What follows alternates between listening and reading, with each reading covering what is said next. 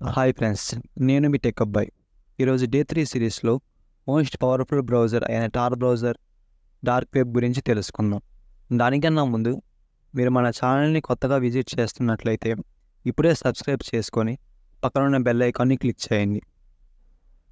ఇక టాపిక్లోకి వెళ్తే టార్ బ్రౌజర్ కన్నా ముందు డార్క్ వెబ్ అంటే ఏంటో తెలుసుకుందాం.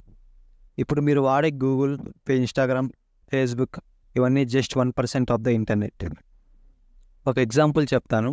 ఇన్స్టాగ్రామ్లో మీరు అప్లోడ్ చేసే స్టోరీస్, రీల్స్ అన్నీ ఎక్కడ సేవ్ అవుతాయో తెలుసా?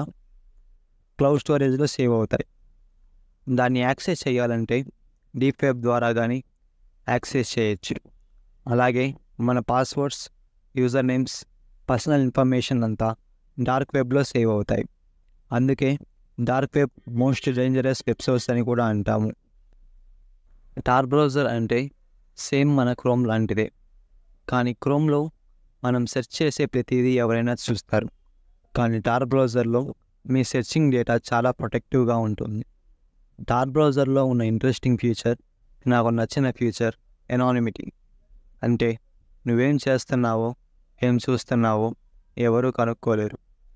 మనం సెర్చ్ చేసే డేటా చాలా ఎన్క్రిప్ట్ చేసి 3-4 సర్వర్లను కలిపి స్పీడ్గా మనకు చూపిస్తుంది. అందుకే torr browser is safest for browsing.